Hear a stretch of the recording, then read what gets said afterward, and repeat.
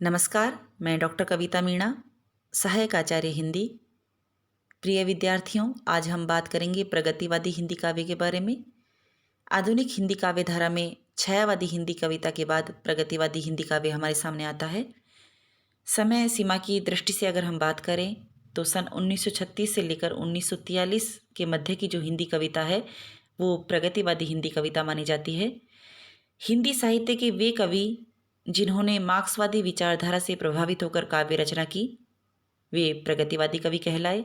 यानी जो विचारधारा राजनीति के क्षेत्र में साम्यवाद या मार्क्सवाद कहलाती है, वही साहित्य के क्षेत्र में प्रगतिवाद के नाम से जानी जाती है।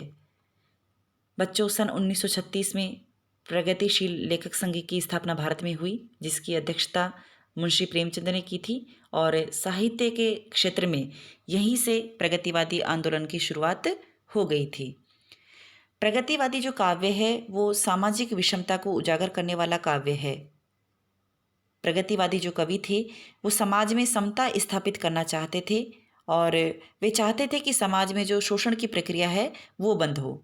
इसीलिए बच्चों, इन रचनाकारों ने शोषक वर्ग का विरोध किया और शोषितों के प्रति सहानुभूति अपने काव्य में व्यक्त की। सबसे पहले तो मैं आपको बता दूं कि शोषक वर्ग क्या होता है और शोषित वर्ग क्या होता है। साम्यवादी विचारधारा के अनुसार समाज में दो वर्ग माने गए। एक था शोषक वर्ग, जिसके अंतर्गत वे पूंजीपति, मिल मालिक, उद्योगपति और जमींदार को मानते थे। यानी जो गरीबों और मजदूरों का शोषण करते हैं वो शोषक वर्ग उन्होंने माना। दूसरा जो वर्ग है वो शोषित वर्ग कहलाया, जिसमें गरीब, मजदूर, किसान और श्रमिक आए, यानी जिनका शोषण किया गया। तो इस तरह से जो है साम्यवादी विचारधारा के अनुसार समाज में दो वर्ग माने गए, शोषक वर्ग और शोषित वर्ग।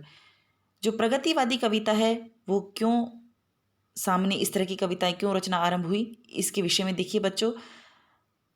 यह कहा जा सकता है कि प्रगतिवादी जो काव्य है उसके उद्भव और विकास में राष्ट्रीय और अंतर्राष्ट्रीय परिस्थितियां तो सहायक हुई ही, छायावाद की जो व्यक्तिवादी काव्यधारा थी उसकी प्रतिक्रिया के रूप में भी प्रगतिवादी काव्य हमारे सामने आया।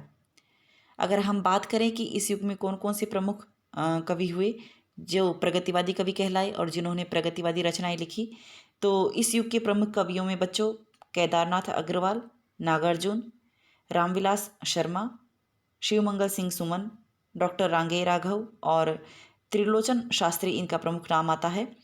इनके अतिरिक्त सुमित्रा नंदन पंत और निराला, भले ही ये छायावादी कवि थे लेकिन इन्होंने प्रगतिवादी काव्य रचनाएं भी लिखी, इसलिए प्रगतिवादी काव्यधारा के अंतर्गत इनका भी नाम आता है। रामधारी सिंह दिनकर, इनकी रचनाओं में भी प्रगतिवादी तत्व उपलब्ध होते हैं, तो इनका भी जो है प्रगतिवादी कवि के अंतर्गत प्रमुख रूप से नाम आता है। बच्चों, इनकी काव्य संग्रहों के नाम जो है मैंने यहाँ पर इनके नाम के सम्मुख जो है अंकित किए हुए हैं।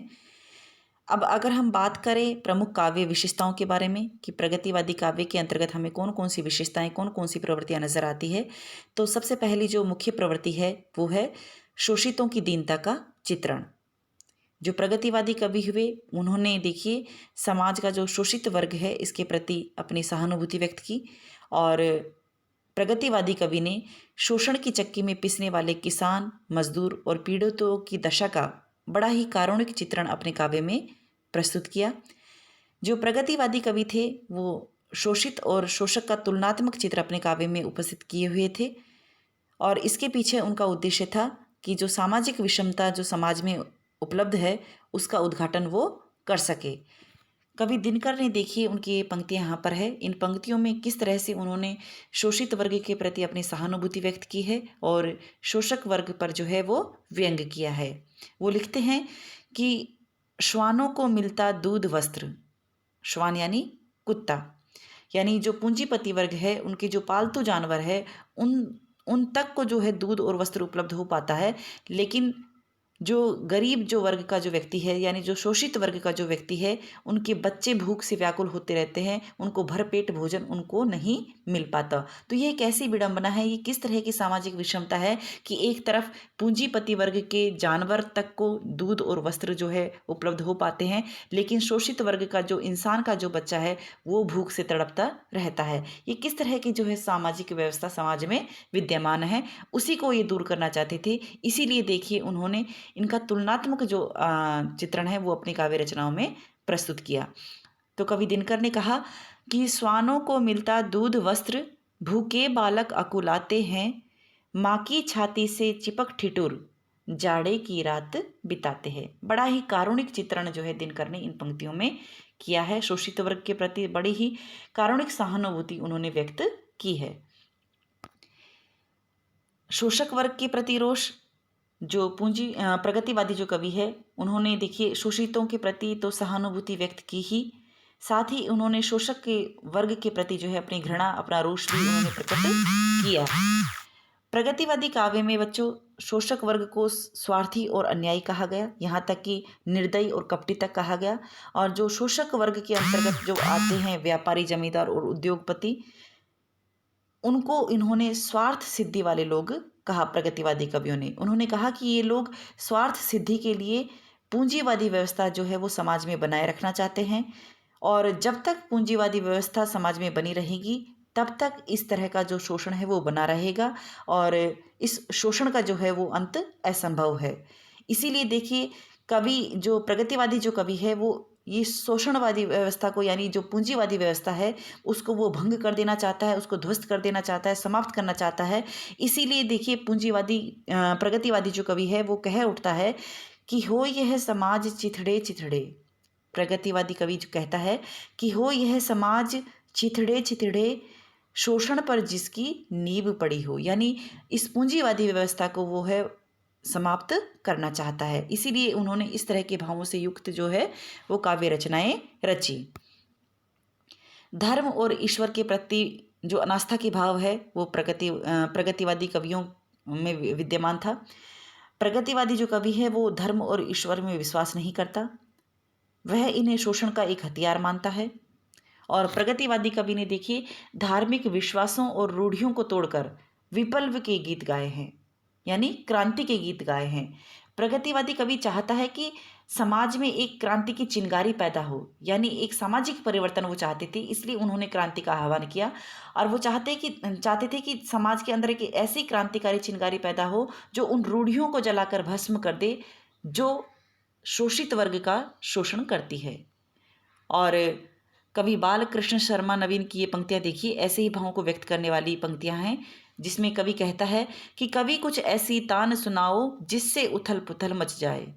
कवि नवीन कहते हैं, क्रांति का आह्वान करते हुए कहते हैं कि कवि कुछ ऐसी तान सुनाओ जिससे उथल पुथल मच जाए, एक हिलोर इधर से आए, एक हिलोर उधर से आए।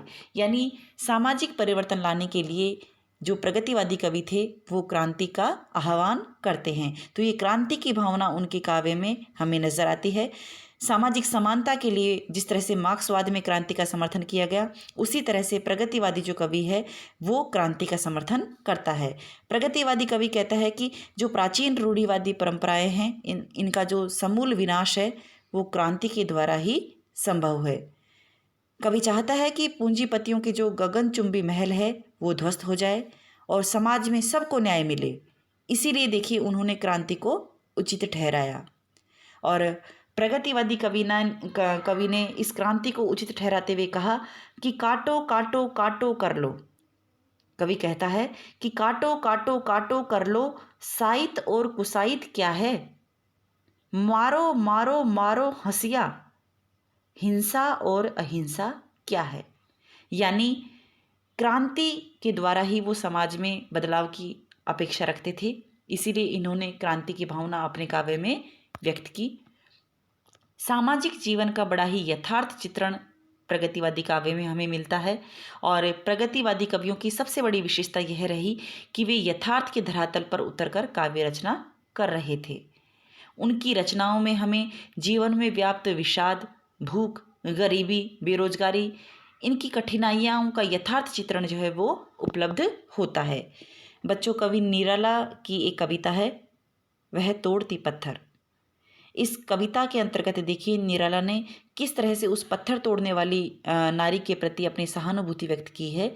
वो लिखते हैं कि वह तोड़ती पत्थर, यानी पत्थर तोड़ने वाली उस युवती की दशा के ऊपर इन्होंने अपनी सहानुभूति व्यक्त की है।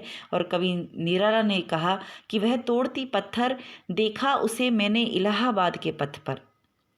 वह तोड़ती पत्थर, देखा उसे मैंने इलाहाबाद के पथ पर। गुरु हथौड़ हाथ, करती बार बार प्रहार। सामने तरुमालिका अट्टालिका प्रकार, यानी जहाँ पर वो पत्थर तोड़ने का काम कर रही है वहाँ पर जो है पूंजीपति वर्ग के गगनचुंबी महल खड़े हुए हैं।